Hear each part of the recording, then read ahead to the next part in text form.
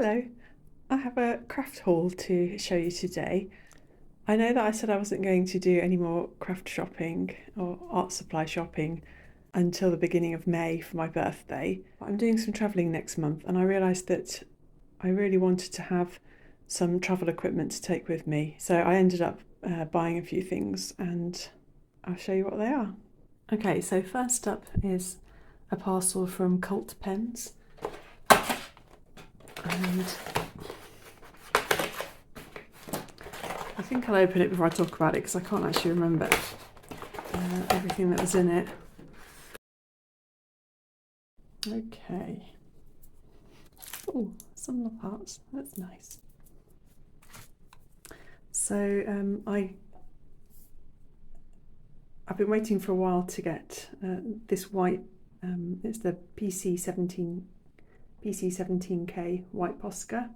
I've been doing a little bit of gel printing, gel plate printing, and I love the effect of laying down Posca on the gel plate first and then putting a paint background on. I've got these other two in the chunky series, but the white one's been out of stock for a while at places that I've tried. So yeah, at some point I'll do a video on my gel plate printing. It's great fun.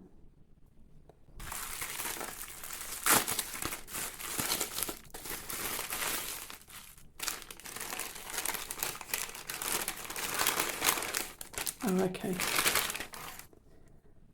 So next up, I've got some Neocolors. So I've got two Neocolor wands. In my last haul video, I got the set of 30 Neocolor wands, and I'm after a couple of colours to expand the range in the paler or more subtle shades. So here I've got alizarin crimson hue and the light cobalt blue hue in the Neocolor wands. And I also got in Neocolor 2, that's cinnamon. Although browns and greens aren't necessarily my favourite colours, I find that as I'm trying to get better at doing landscape sketching, those are the colours that I need more of. And actually that...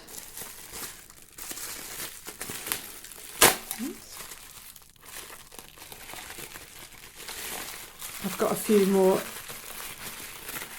Caran d'Ache Luminance pencils for that reason. These are all colours that I feel like I could do with in landscape sketching.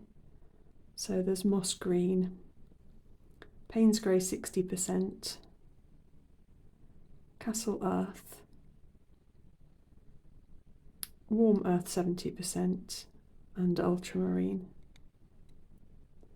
So I'll be adding those to my luminance swatch later on. But yeah, really good, useful landscape colours, I think. And then for similar reasons, I've got these pens as well.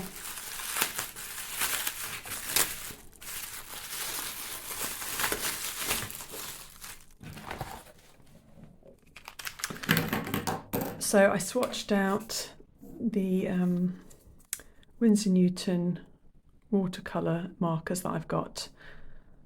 Mine were all the old version, not the Pro marker ones, but essentially the same pen. And I wanted to fill in with a couple of natural colours.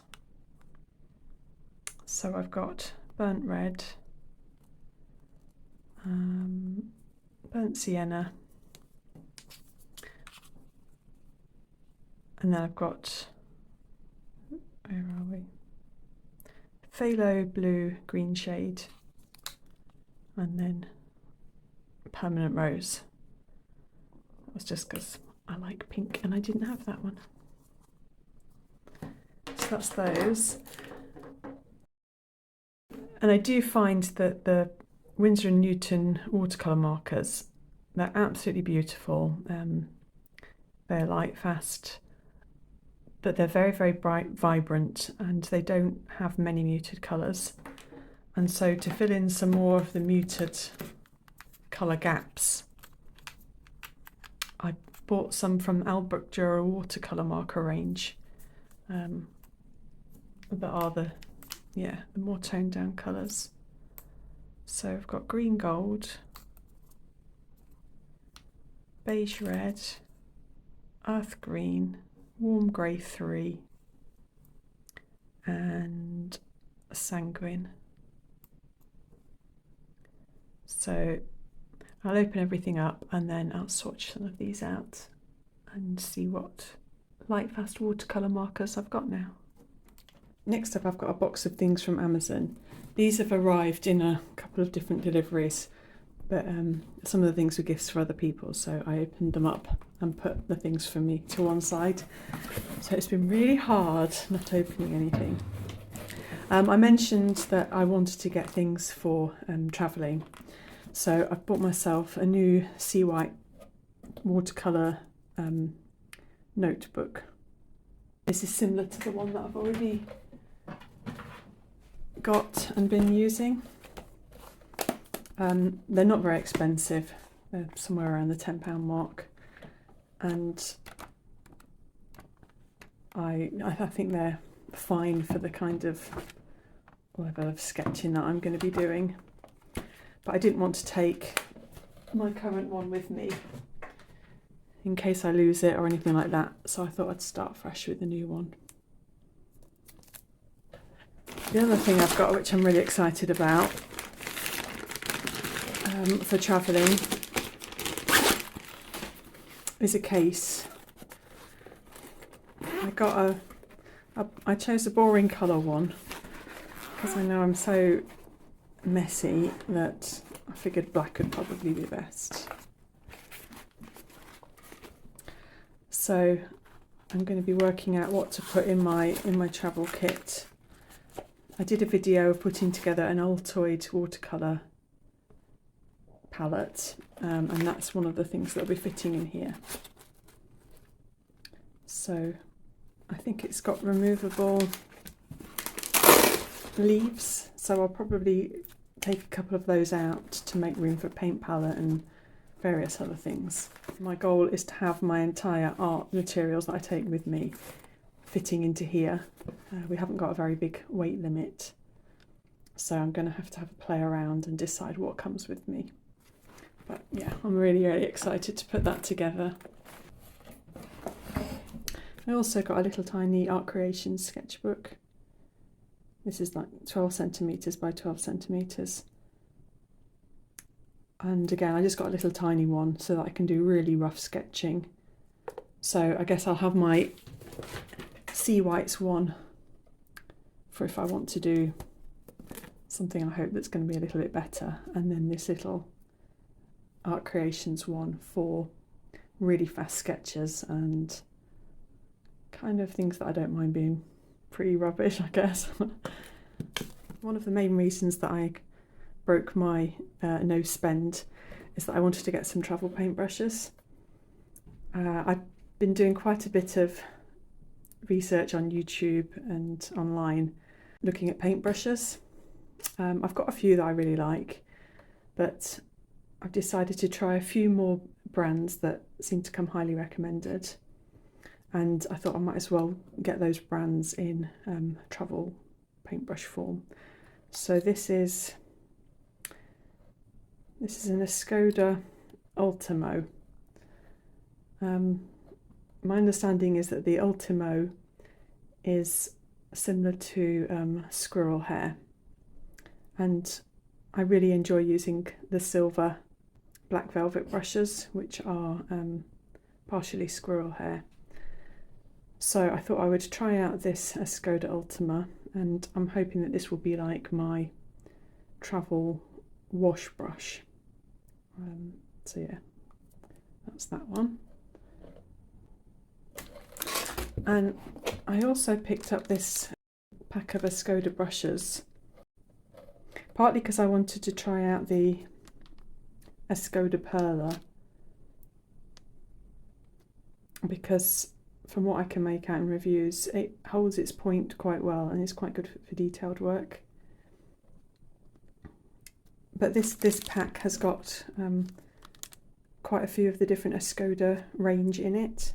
So there's a Versatile, there's a Barocco, let's see what this other one is, the Prado, the Perla, the Ultimo, and another Perla. So yeah, I'm really looking forward to trying these out. If I've got time, I will have a quick go at using them in this video, but I'll definitely be doing a paintbrush video looking at all of my paintbrushes and comparing them.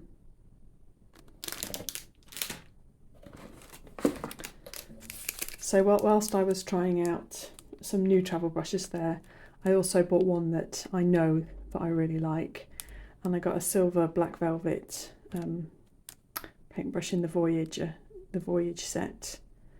I've got a number 8 and I've got a number 4 in the silver black velvet already, so I thought I'd get the 6, and hopefully that'll be a good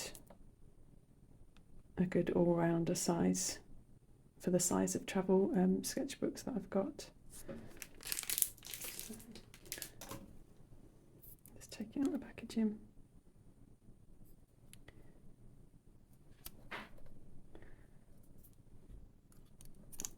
Oh, these are so lovely. They're so satisfying, these little travel ones. Okay. And while we're on paintbrushes,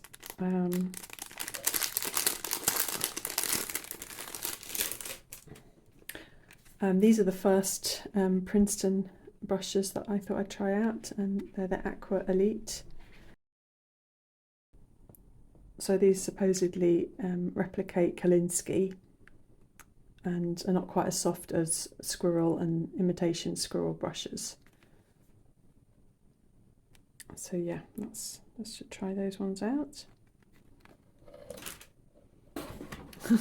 And then I do have Pritt stick at home, but I always buy much bigger tubes. So I've bought a smaller pack, a pack of like the smaller 11-gram size, just so I can put one glue stick in my travel case, so that if there's any nice labels or receipts that I want to stick in, I can keep them. So in keeping with the paintbrush theme,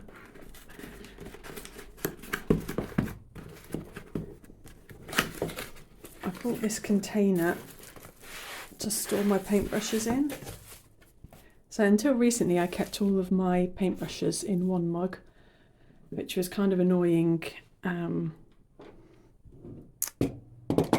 trying to sort out and get to my favourite paintbrushes more quickly. Then I sorted them out into into acrylics and watercolour mugs. So this is this is my acrylics, but this is an onion that I painted for my friend who's an onion farmer, and he obviously got a copy of it and got this mug printed for me, and with a fire engine on, referring to my time as a firefighter. And then my watercolour brushes are currently in this mug, which one of my kids bought me. So yeah, this container that I've bought, I think it's like a makeup, I don't know, some kind of makeup container.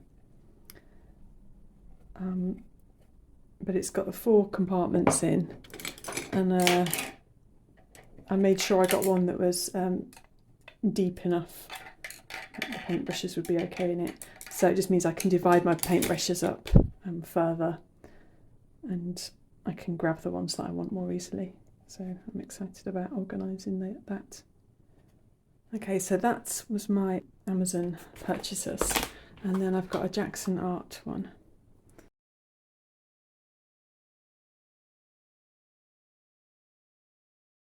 Unfortunately, my phone didn't record me unpacking my Jackson's order for some reason, so I just go through it again.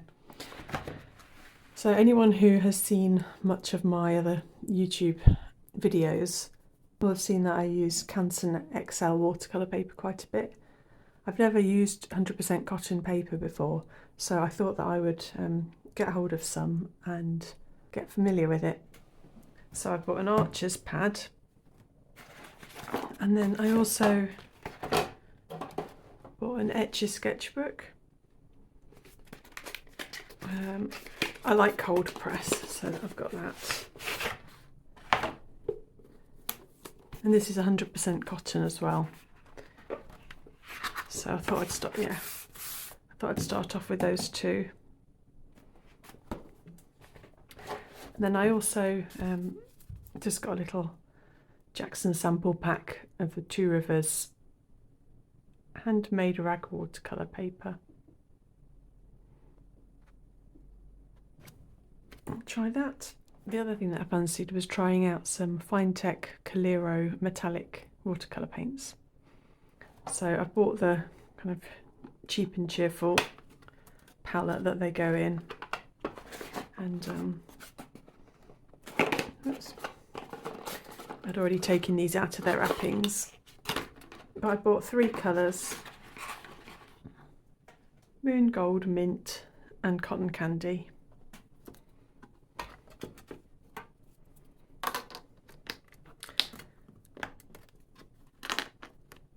And they just pop in nicely like that.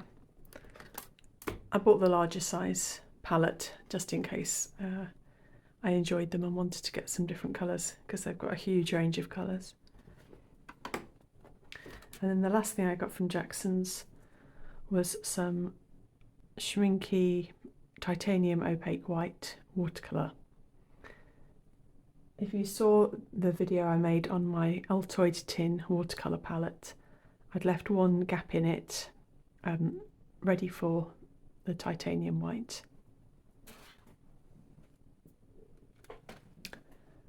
So yeah, here it is, waiting for its white edition. Okay, so first of all I'm going to swatch out my new Winsor & Newton Pro Marker watercolour markers.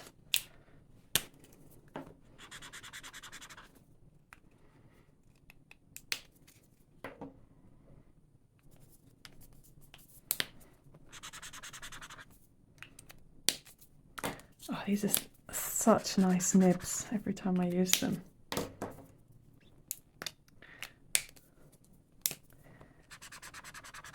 I originally bought these to do brush marker writing with, because they're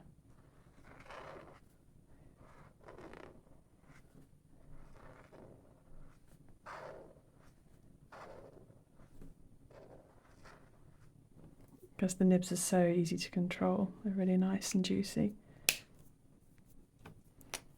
They've also got the smaller nib at one end.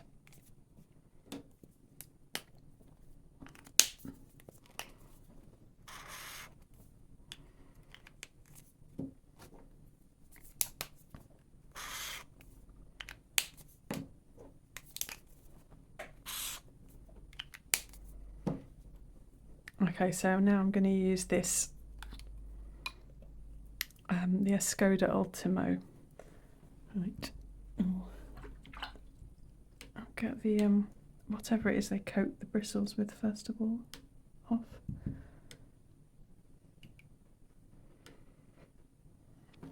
Oh, it does seem like a really nice soft brush.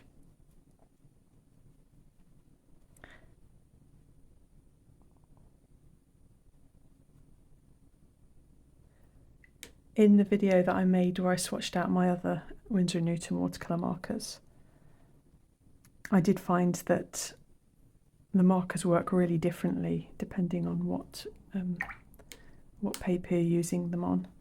And this is Jackson's own watercolour, just pulp pad, I guess. And this it stays put rather well on that paper. I should have remembered that. Let me just show you them on Canson XL, because I think they move better on this.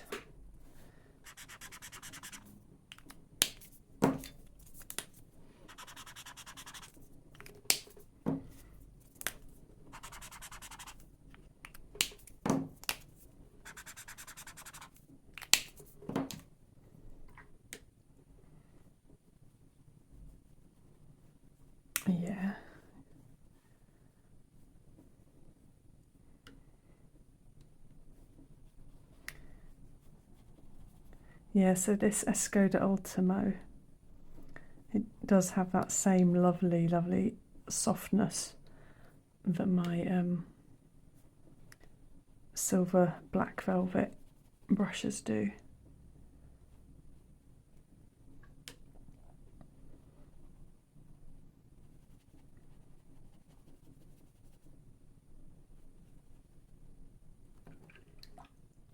Okay, so here are the colours.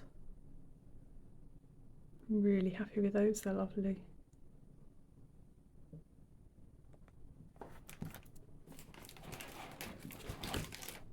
And in my swatch folder, these are the Winsor & Newton watercolour markers that I've already got.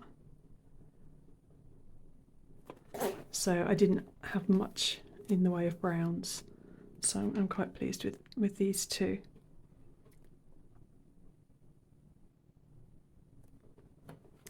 It looks like the phthalo blue-green shade is reasonably similar to the cerulean blue hue, but I don't mind that too much. Okay, next I'll swatch out these Faber-Castell Albrecht Dürer watercolour markers. So again, these are pigmented ink as opposed to dye. They're water soluble, and it says there's maximum light fast, and they're also dual ended. So we've got the two nibs there. I'll just have a draw with. I've not used any of these before, so we'll have a see how they are. Just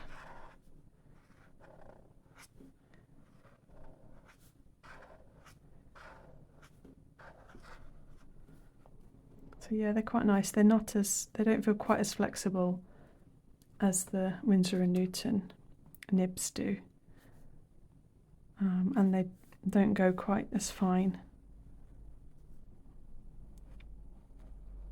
Yeah, even trying to draw really lightly, they don't come to such a narrow point, but they're nice though.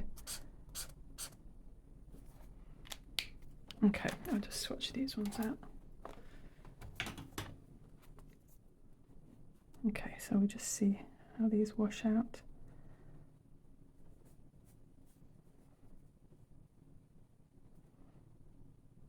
So this sanguine is fairly similar to the burnt red. It's a little bit hard to see when you're buying things online.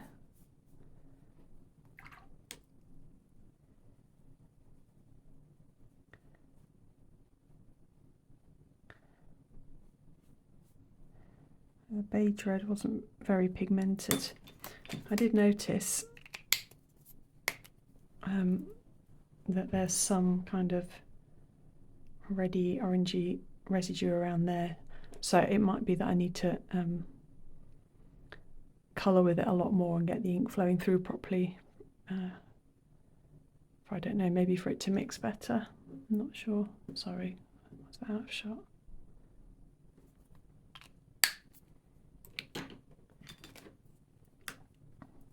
And I really like this earth green. That's great to have in marker form. I do feel like the Albrecht Dürer markers are less pigmented than the Winsor & Newton markers, though. I know they're more, I guess they're more muted colours, but they don't release an awful lot of pigment. I guess in a way that's kind of what I wanted for a more muted backgrounds in my sketchbook, so then I can do colour pencil and Caran d'Ache Neocolor over the top of. And I really like this Escoda Ultimo brush as well. That's lovely. Okay, I'll just take a look at my new Luminance pencils as well now.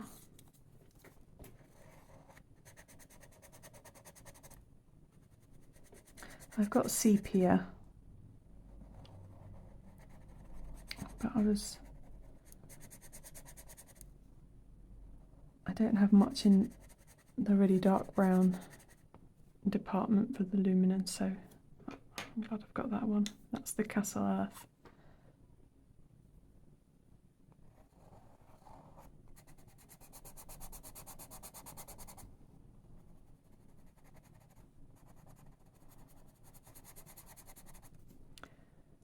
And this is the Warm Earth 70%.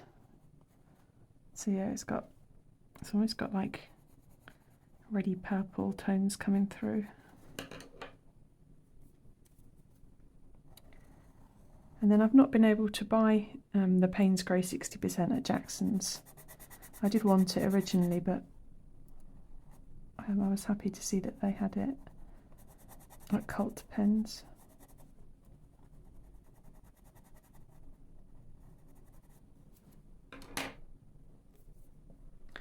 And then Ultramarine.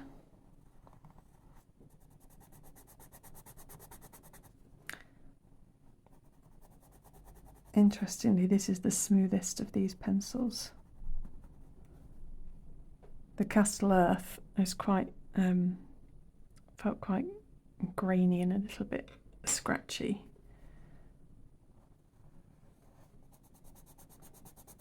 Oh, this is another nice smooth one. This is Moss Green.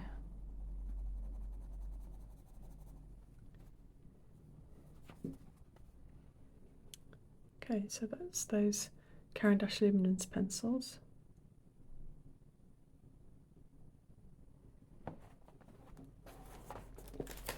So this is my swatch book. So they're my polychromos, and then these are the Luminance. So I'm filling in the ultramarine down here, the moss green, the Castle Earth, and the dark, well, the Warm Earth 70% used to be called Dark Flesh. So I've got those browns there, and then Payne's Grey 60%. I have got a video showing the whole of my swatch book, and since I put it together, I've just found it so useful having everything in one place. I really like using it, and also it's good that I can just pull things out of the clear pockets when I want to fill in new things. So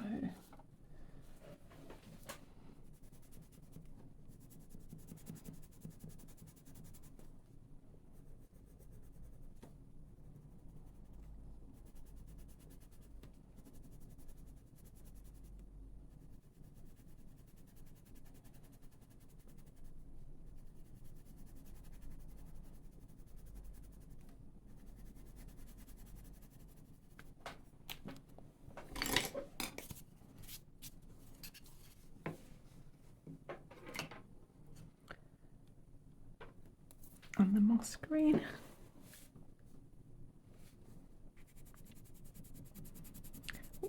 In my, well, a couple of videos ago, I did some sketching at the Eden Project, big botanical gardens, and I was kind of wishing that I'd only taken Luminance pencils with me, and I was kind of wishing that they did a greater range of greens.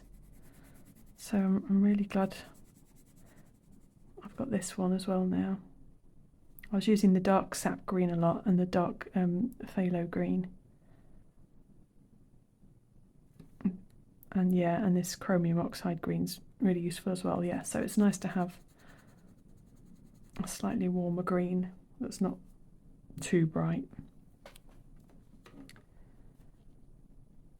Then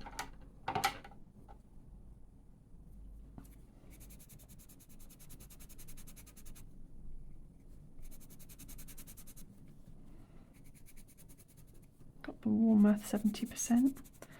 I'll just go around its name there.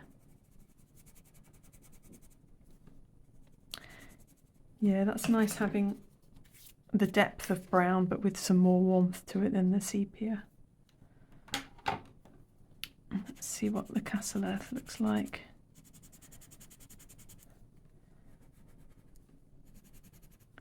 Yeah, this is definitely a crumblier pencil. I still like it though.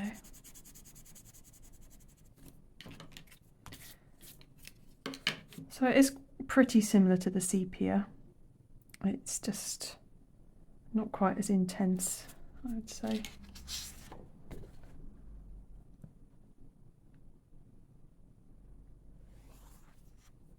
Payne's Grey 60%.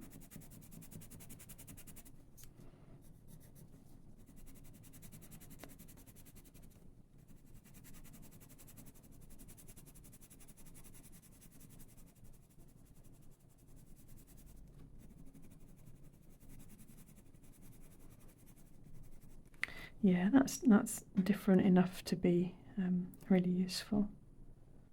And lastly on this page, I'll just swatch out the Neocolors that I got. So Neocolor 1.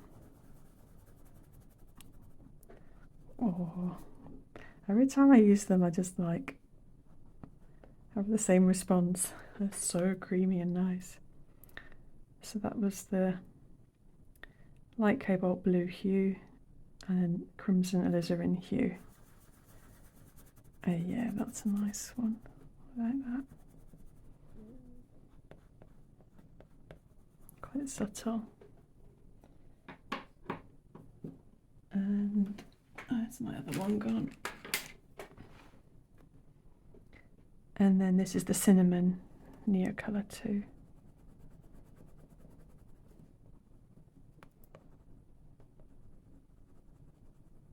Yeah, that's nice.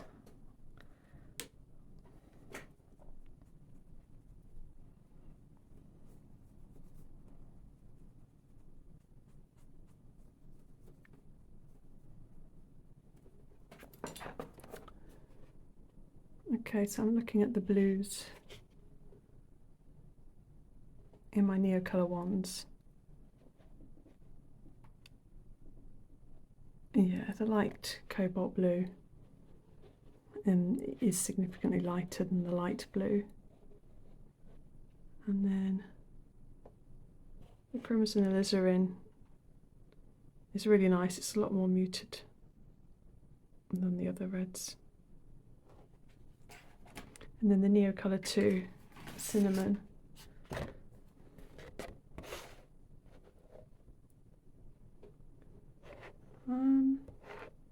It's kind of midway between brown and russet, really.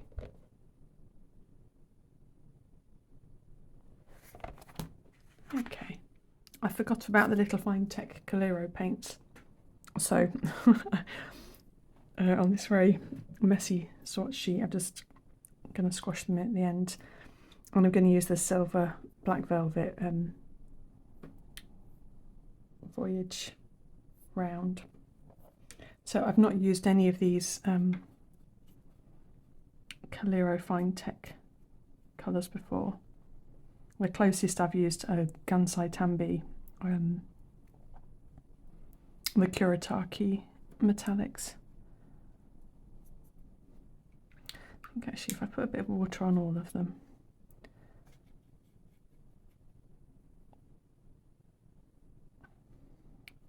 that's a bit better.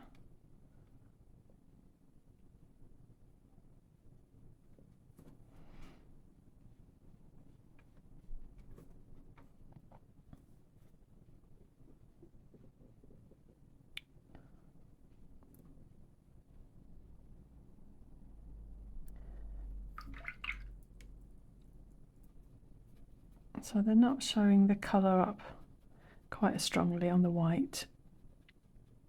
We'll have to look at them on the black, I guess.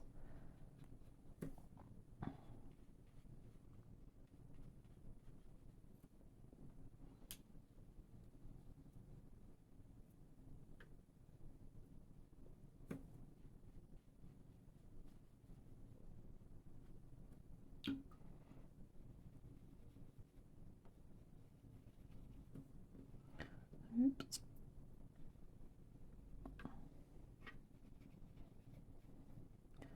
Bit much water on this one.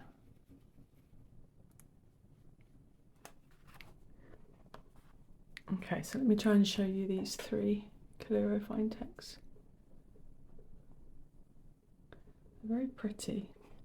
They don't look super strong on the watercolour paper. Let's just try them on some black.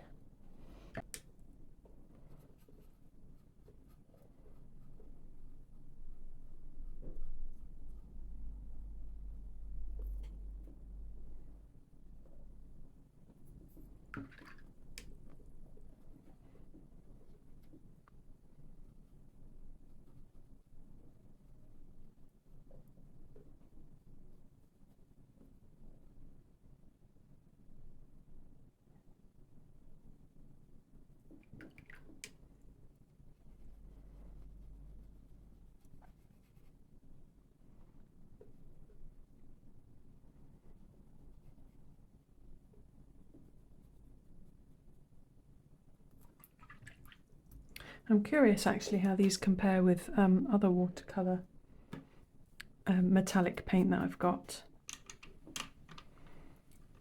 So one that I really like is this Rembrandt's Copper.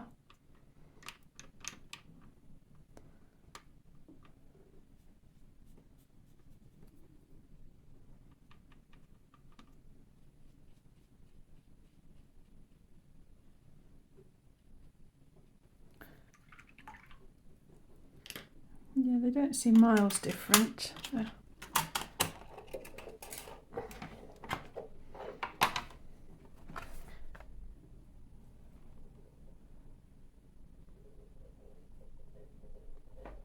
Yeah, great. They're going to be fun to play with. Okay, so next I want to take a look at my new paintbrushes. I think what I'm going to do is paint the same colour out with all of the paintbrushes and also with my favourite current paintbrushes, so that I can make as direct a comparison as possible. Okay, so I'll just do this Escoda Ultimo 10 to start with. And I'm just using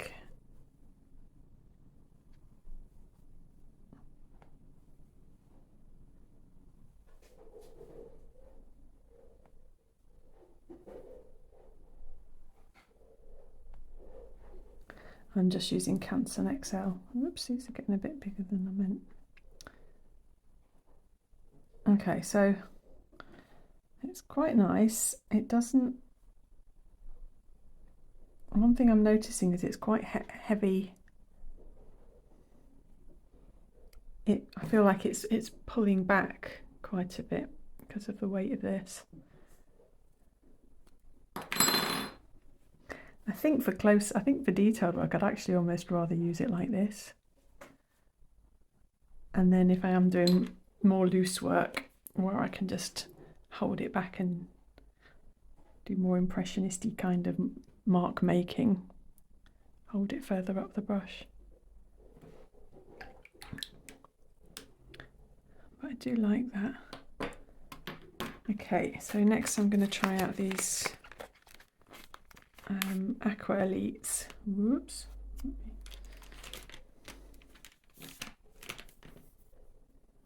Oh, that's nice. So that's a 3/4 inch wash.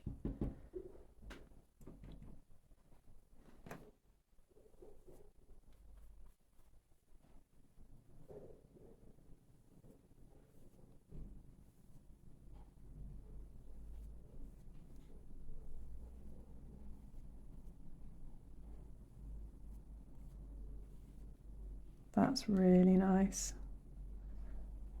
I feel like I've got really good control with this brush, and the bristles are kind of just doing exactly what I want them to. They're not splaying out. And it feels like it holds a reasonable amount of water. Okay, so next is the Princeton Aqua Elite Angular Shader 1/2 inch.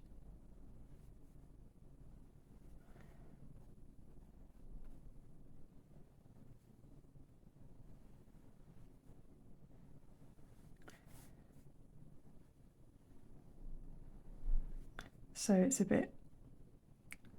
feels a little bit softer, like in the structure of it, in the structure of the bristles from the wash brush. but still really nice. Like, there's no splaying out.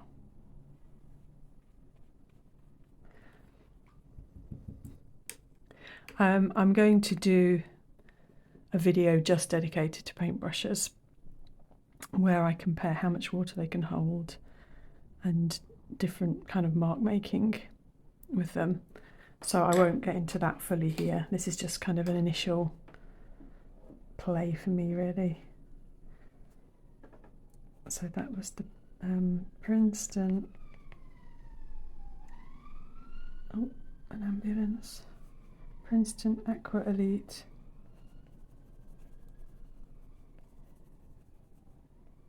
Angular shader, 1/2 inch.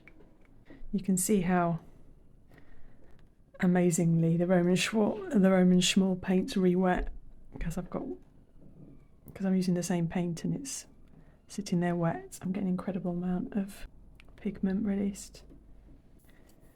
Okay, so next I've got the Princeton Aqua Elite round number 8.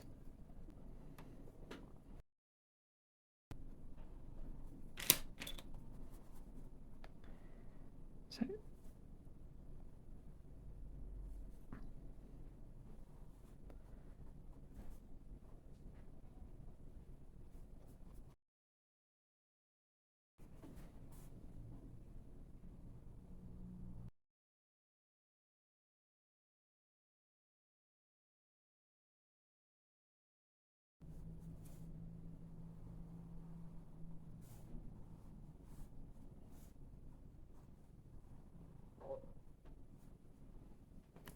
okay, so that seems like a really nice brush. It feels like it holds a good amount of water. The bristles stay nicely in shape and it's got a very, very,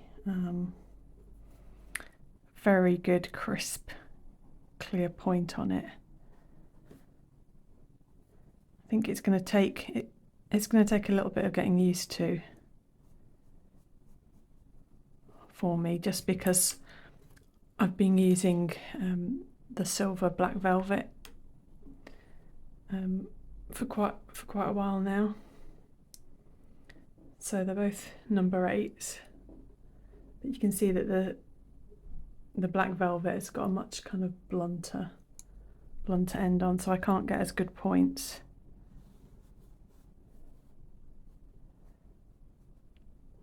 But because it's blunter, it doesn't have the flexibility right at the very end.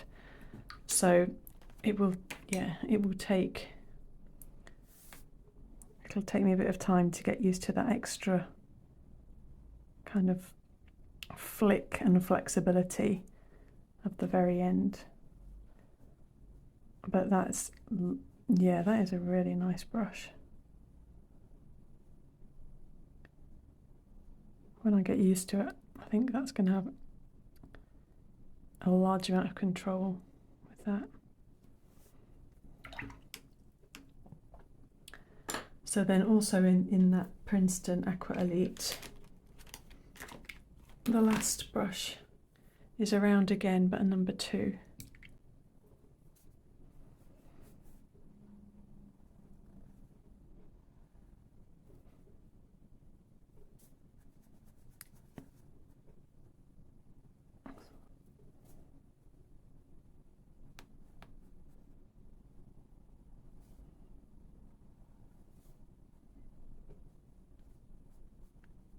Oh yeah, again, that's really nice. It does feel very flexible on the tip, but the bristles are staying together.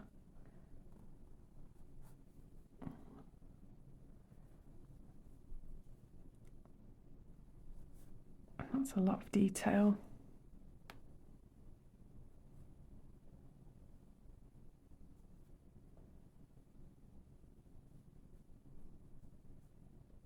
Yeah, that's lovely.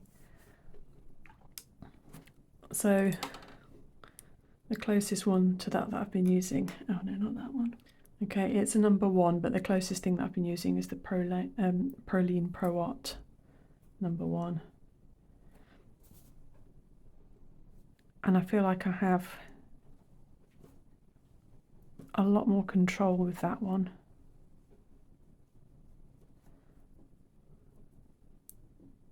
again because it doesn't have such a long tip, so there isn't that flexibility at the end of it.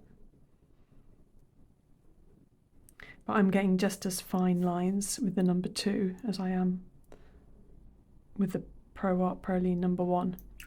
So yeah, I'm pretty impressed with all of those Princeton Aqua Elites. Okay, so I've also got the number 6 Silver Black Velvet travel brush.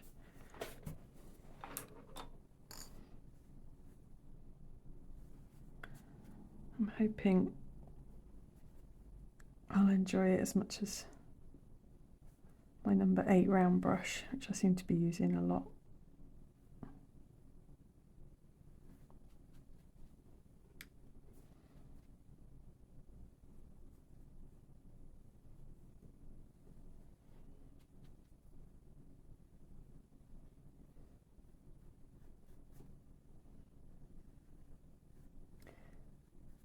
Yeah, that's really nice.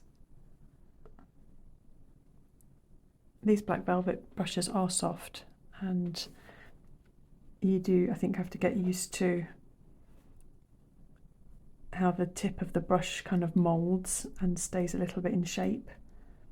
And so I find that I'm twisting it to get the point from the other side. But I think when you get used to that and get used to using them, they're kind of great. Yeah, I'm glad I stuck with one that I know for travelling. I think these are a good pair to take. But I've also got one more travel brush to try out, which is in this pack that I got. So messy. So I don't know if this pack has got a name.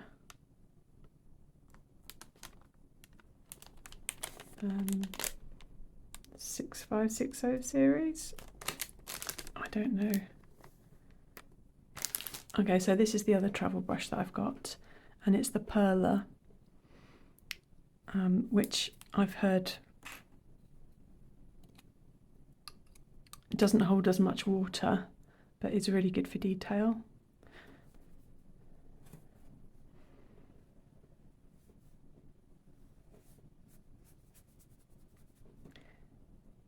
Yeah, you can tell it definitely is not holding as much water as all of the other brushes that I've tried out so far.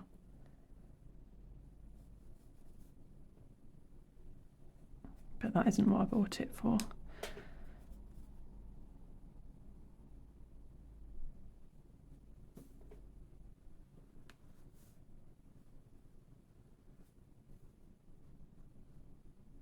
It's still a really nice brush to use though.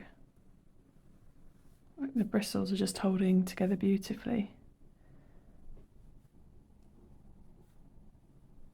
And even for a number 8.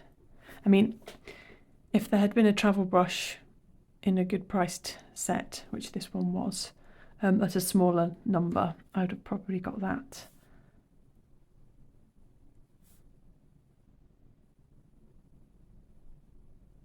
But yeah, that's... All I can say is thank you YouTubers who have already reviewed brushes, because you helped me pick good ones. I'm really happy with these today. Great, so I'll just quickly zip through these others as well. So this is the Barocco Escoda number 4. I think people have preferred using these for like acrylic or gouache.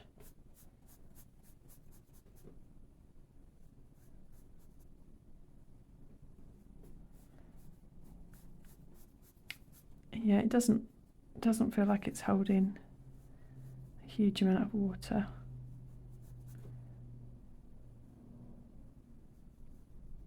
But again, it's holding its shape really nicely. And it does feel quite soft. So I guess, let me find a kind of comparison brush.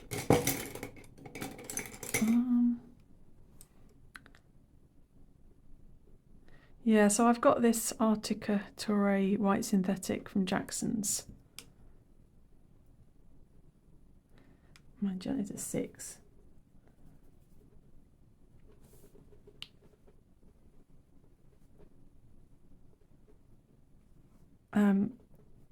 Which, it's okay. I used it for doing some calligraphy, which I quite liked.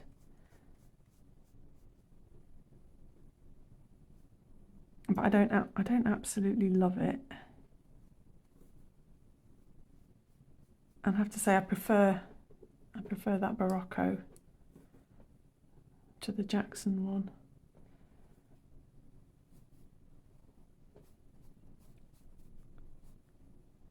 Yeah, this one just feels softer and I don't know, just slightly easier to control, and it comes to a finer point as well. That's another one that I could compare. So the other brushes that I've got a few of, just like synthetic, is this Evergreen Rosemary and Co. pointed round.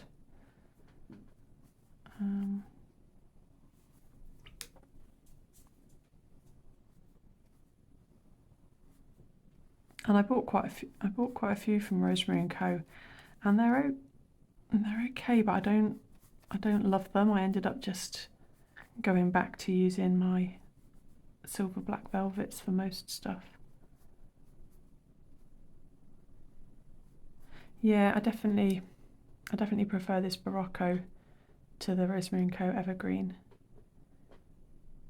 I just feel like I've got more control with this one than the Rosemary and Co. Okay, so next up I've got the Escoda Ultimo number 6, which is the same line as the big travel brush that I've just got. I can tell straight away it feels super, super soft.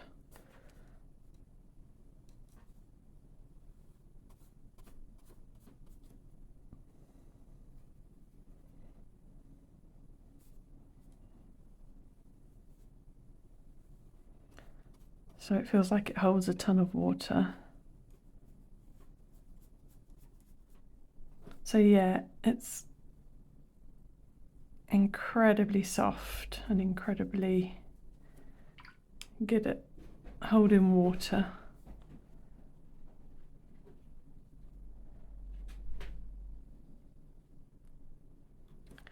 I think though that the silver black velvet number 6, it's got quite a lot of the same softness and water holding ability, but it's got that finer point. So I feel like the silver black velvet is probably a bit more versatile. Again, when I do a paintbrush video, I'll do a more full review and comparison of these two. It'd be interesting to see just how differently they hold water. Okay, so there's another perler in this set, which is the white acrylic-y looking one. So the Escoda perler number 8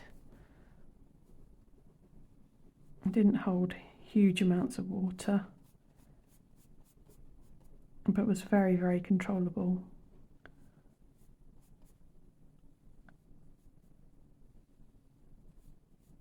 And yeah, this is the same. It's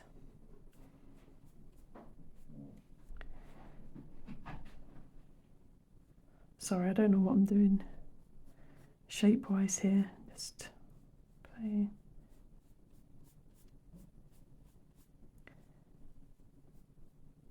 I actually like how kind of stubby almost the point is. There's not much kind of excess length going on, and so I think you can have amazing control with this brush.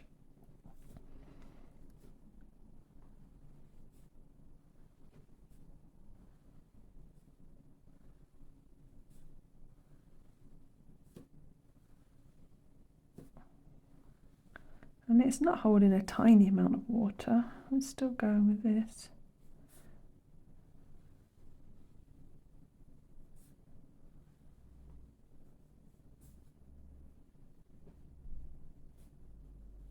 Yeah, I really like that.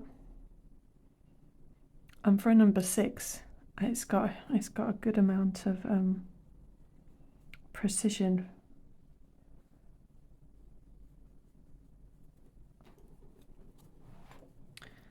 Okay, then we've got Escoda Prado, sorry, number 2, and that looks like a short flat there actually. Oops.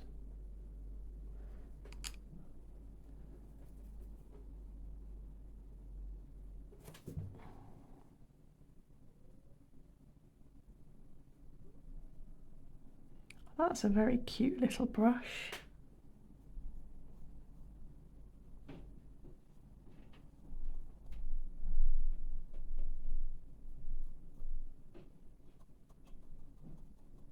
That actually holds, it seems to hold more water than the perler brushes. But it's beautifully accurate. I think this would be great for doing like little windows and details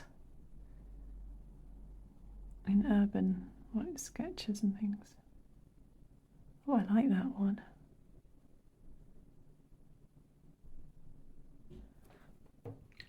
And the last one in this set is the Escoda Versatile 0. I hear a lot of good stuff about the Escoda Versatile in different sizes.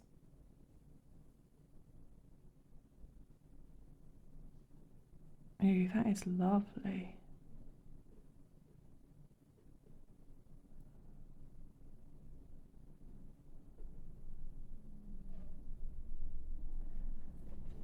Yeah, that didn't feel like it was, I didn't feel scared that I was about to run out of water during these lines. But the point is incredible.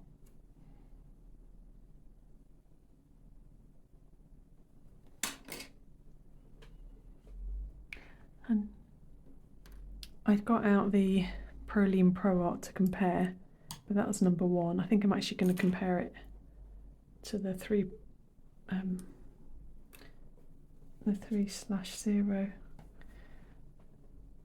because I think that's the kind of line we're talking about.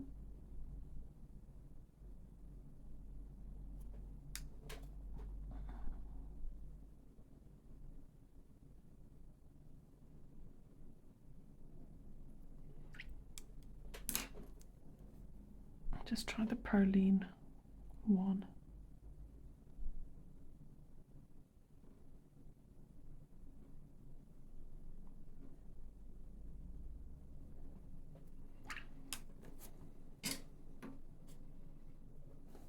Back to the Escoda Versatile again.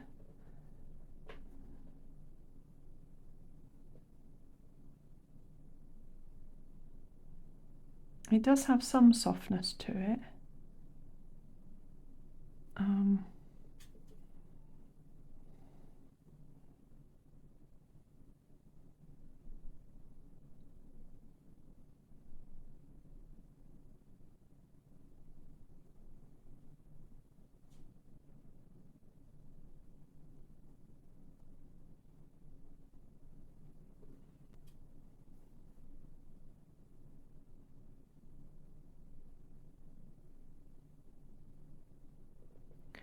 Yeah, it doesn't feel like an especially snappy brush, but it is holding its bristles together nicely so that you know there is enough control there. So yeah, overall I'm really impressed with the different Escodas that I've tried today. And so here are my brushes now in the new container that I just bought. Yeah, I'm really happy with that. I'll figure out how I want to sort them out in it a little bit more later. And lastly, I've got the paper that I've bought and a little sample from Jackson's. I think I'll do a paper comparison video at some point, so at the moment I'll just do a little play I'll take all the cellophane off first of all. Okay, so I'll just do a really brief rundown of the pads. Okay, so the Talons Art Creation is kind of off-white paper. It's quite smooth, but it's absolutely beautiful for sketching, for pencil. It's not so great, however, with watercolour. You can do it a little bit, but it does watercolour will come through onto the other pages. But for the price, I think this was, I don't know, somewhere around £5. Such nice, appealing little sketchbooks. Then this is the Etchr sketchbook, cold press. I think this sketch pads are cheeky because like this one says it's 52 pages, but what it means is it's 52 sides. There are actually 26 leaves in it. I'm quite glad to see that the texture in it is not too regular. This is cold press. I really don't enjoy it when you can see like a regular pattern running throughout the cold press watercolour paper. I've seen quite a lot of people review this pad quite highly. I've never used cotton paper before, so I don't have an awful lot to compare it with. Both of these pads are A5. This is the Seawhites watercolour travel journal, and this has 30 leaves in it. As I said, I've used this before, and I think for a cheap and cheerful watercolour pad, it does the job quite nicely. I'm quite happy to take this with me. You can see the thickness difference though. The Etchr paper, although there are fewer leaves, it's a lot thicker. I think this is 200 GSM in the Seawhites book, and the Etchr one is 230. Yeah, 230 GSM. And then I've just got this block of Archers. So again, cold press, that's what I prefer. And this is 300 GSM, so the thickest of the ones I've got today. And it's slightly off-white. And again, it hasn't got the regular pattern. I think what I'll do is just a very quick play. And I've got some, this is Canson XL pulp paper, cold press. I've just got the two out so I can have a very quick kind of comparison. I'll give myself one sheet of this to do playing on.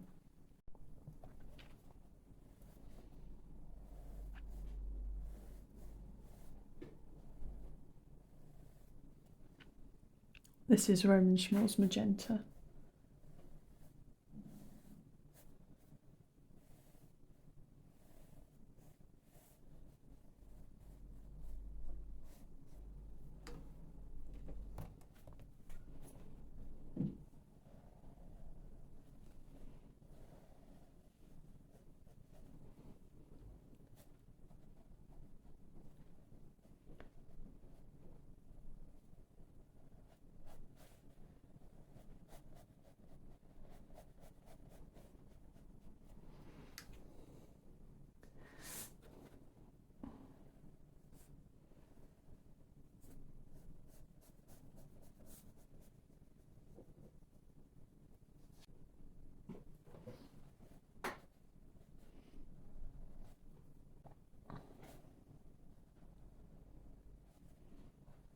I think it's just going to take a lot of getting used to the differences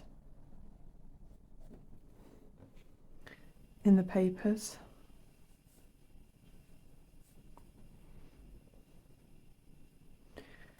It seems like the Archer's cotton is a lot thirstier.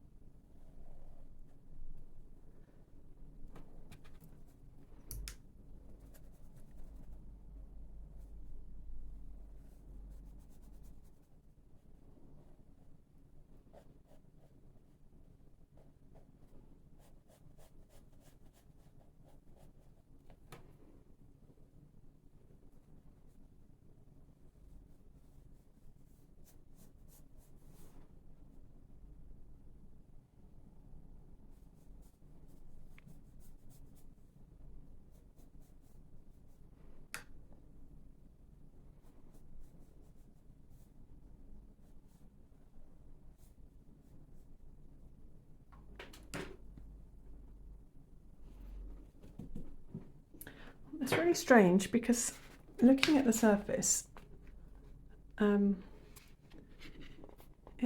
is water just sitting there, like, you know, in a quite nice, even, wet glaze on the cotton, and you can see why you would get more blooms on the pulp paper, because this area here has already started to dry,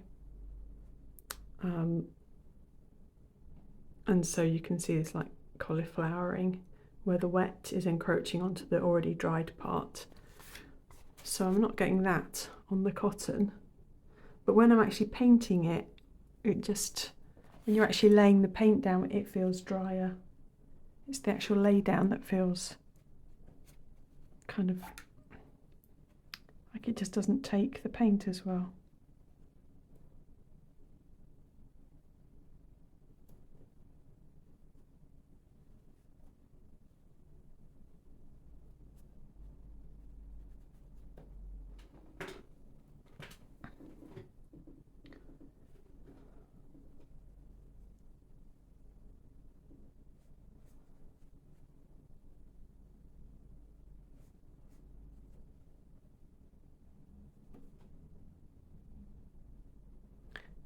Feels like I've got used, I mean obviously I've just got used to this one, the pulp paper, because that's all I've ever used. I guess the detailed paintings you can do with this are going to be detailed in a different way than the detail that you can do on cotton, because obviously you're going to be able to build up detail on top. Yeah, they're just very different, and I'm going to have to spend some time learning cotton paper. I don't feel like I have enough experience to say anything about them much one way or the other at the moment, just that they are a different experience and I've got a lot to learn yet. I'd be grateful for any hints and tips that you have, if you want to leave any in the comments on how I don't know, any particular exercises I can do or things that will help me get used to the cotton paper and adapt to it. Yeah, I'd be grateful for your pointers. Just one little last note on the cotton watercolour paper. I think it's going to be very forgiving in a lot of ways. So it's a good few minutes after I first painted, and let me try and show you. And it hasn't fully dried out yet. So I came in and added some Perylene green around the bottom. It's like a kind of bit of shadow, and then I went in and lifted some of the paint off the paper, and there isn't that kind of cauliflowering and moving around that you would get on the pulp paper. So I think it's going to be a very forgiving and, I don't know, more flexible paper to work on. So let's see if I can do this. So if I went back in now, I can lift some of the paint, but I'm not going to get a nice smooth outline again. I'm going to have, you know, the strange cauliflowering bits going on. It won't just, sorry, I'm holding this in one hand and painting with the other. I'm not going to be able to kind of blend that in a way that's going to look good when it's dried, because it's, yeah, just operates very differently. Whereas I can with this one and get these kind of much smoother gradations.